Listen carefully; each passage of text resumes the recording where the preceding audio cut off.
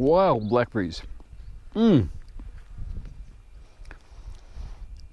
of the concerns I want to talk about over the next few weeks is the fact that in modern life, it seems that even Christians are almost practical atheists. They might think about God when they have great experiences at church or on occasions with other Christians, or perhaps they have times in their day when they think about God.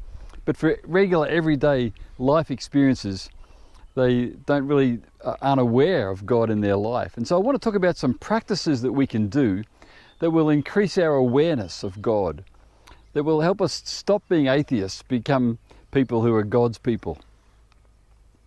And one of the first things I want to talk about is gratitude. It says in the Bible, "In everything give thanks, for this is the will of God in Christ Jesus concerning you." In everything give thanks. So that means that we're to learn to have gratitude for everything in our lives. And whoever gives thanks for blackberries? I mean, they're a terrible weed. They're almost impossible to eradicate. They just keep coming back, and they prickly, and you can't get into them. But at this time of year, they produce these amazing fruits. Look at that. So beautiful. They taste delicious as well. And so it seems to me that there is something to give thanks for in all our experiences of life. Gratitude is being grateful for for what happens, so that we appreciate it. We learn that there's wonderful things that God is doing all around us. Every stone we lift up, we become aware that God is present there. The design of every leaf, the beauty of the intricacies, not just the grand things, but the small things. And as we begin to have an attitude of appreciation, it softens our heart, it opens our eyes, it gives us an aspect of living that we would otherwise be unaware of. And so the practice of gratitude, to me, is one of the most, it's an easy to explain, and it's a simple way of becoming more aware of God's presence in our lives. So we need to set aside time when we actually express gratitude. I got a text from a friend of mine today who's a faith leader, and he said, "Guess what? Dan's just given you the weekend off." Which is true, isn't it? This sudden lockdown has meant a weekend off for all of us. It reminded me of a story, a joke, you may have heard it, about this pastor who was just getting weary with his work, and he just wanted a weekend off, and he didn't have any excuse to take one. He thought, blow it all. And he rang up the church secretary. He said, "I'm taking a sick day. I'm no good. I'm really crook." He lied. And then they arranged for someone else to take his place, and he went off to play golf. And he lined up on the first tee, and God was watching. God should have been very displeased with him about this, and he nudges one of the angels and he says, "Watch this." So the minister, the pastor, lines up the first tee, and he does a massive swing, and a crow come along and picked up the golf ball in mid-air, flew across in front of the hole and dropped it from above. It bounced near the hole, and a rabbit ran past and knocked it into the hole. He got a hole in one, and he's jumping around, and the angel said to God, "What did you do that for? You shouldn't be happy with him taking a day off like this." And God said, "Yeah, but who's he got to tell?" And it's a bit like that, I guess, for an atheist. They're really grateful for life and grateful for the wonders of the world. But who are they thankful to? Who have they got to thank? And so as Christians, we make a point of thanking God for everything. Thanking God even for things that we may not see as being all good, like this blackberry bush. It's full of thorns. It's a terrible weedy plant, but we've got a lot to be thankful for about it. There's a story told about a lady in a third world country, maybe somewhere, Bangladesh or somewhere, and there was a flood that took away all her possessions, and she had nothing left except herself.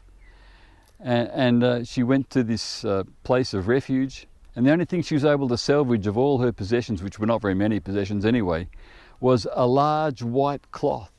And she used this cloth to wrap herself in, to keep herself warm at night. She used it to dry her hands. And an aid worker came along and she said, "Oh, you poor thing, you've lost so much. You must be so sad." And she said, "No, I'm grateful. How can I not be grateful when I've got this beautiful white cloth?" And one of the secrets of gratitude is to be thankful for what you've got, not what you haven't got. It gives you a different attitude to the consumerist thing. Instead of being jealous because we haven't got the latest phone, we're grateful for what we have got. And so when we give thanks in everything, we give thanks for everything in our lives, we begin to see that there's good things, even if we haven't got enough. It changes our attitude. It makes us aware of what's around us. It makes us appreciate the beauty of life. I often, when I meet another bird watcher, you know, I'm an incorrigible bird watcher, but as I go through the landscape, the place is alive to me. I hear every bird call. I see what's going on. I'm awake to the ecology of the place. And so many people seem to go through life with their eyes closed, half asleep. And I remember I wrote on a friend's birthday card, another bird watcher, I said, I'm so proud of you. You and I are members of the secret society whose eyes are open, who are awake. Because we give thanks for what's there. We know what's there. We listen to it and we're grateful for it. So there are exercises that we can do that will help to increase our awareness. I'm not saying become a bird watcher, but just to become to appreciate what there is around us. So I guess what I'm talking about is an exercise in which you try and work out the design of life. So here we are in the bush, but there are things here that are designed, and the tracks are designed. There's a purpose to them. And I guess my contention is that somehow as we go through life, we want to try and detect what we're meant to do, what's God doing with us and for us. So the exercise I've got in mind is that of an evening, it might be good to sit down and have a moment of reflection, of thanksgiving. You say to yourself, what am I grateful for today? What's been good today? And when you do that, you discover that, in fact, there's been lots of things that are sort of accidents, which have actually been really fantastic. Last week, we were at a meeting and I asked people to think about any time where they were aware of where there'd been an example of great love that they were aware of in their lives. And there were some beautiful stories told.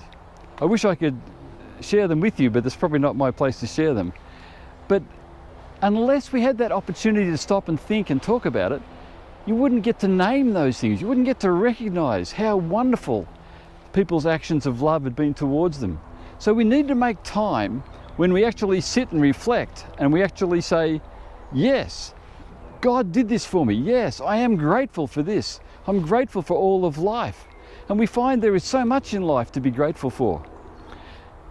So it's almost like when you sit down at night and say, what have I got to be thankful for today? You're able to discern the finger of God reaching through your life and doing things for you that you wouldn't recognize if you didn't stop and take the time to be grateful.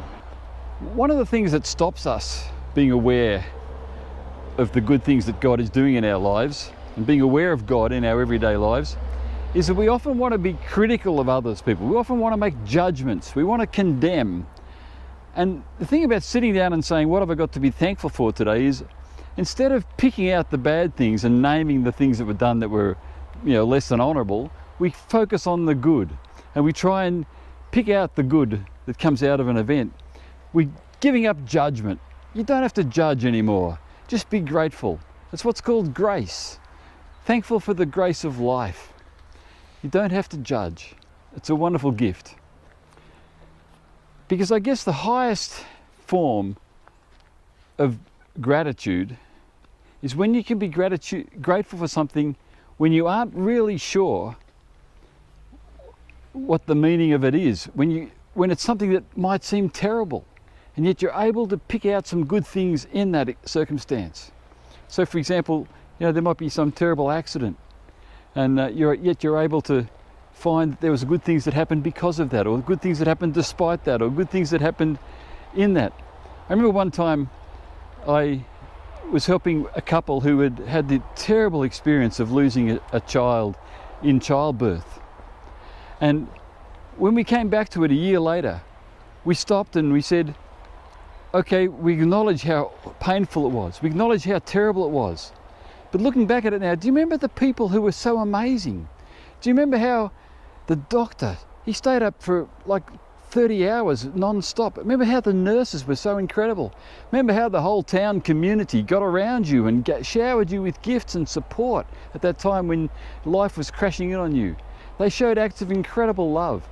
So we don't want to say God caused that terrible death, that terrible accident, but we want to say that despite that horrible situation, God wasn't absent. God was present with 100 hands, with 100 faces, with 100 kind thoughts and hearts. And that, I think, is when we discern God most powerfully, by exercising gratitude, even though it seems something that's horrible and terrible. Then we've discovered something of the meaning of life.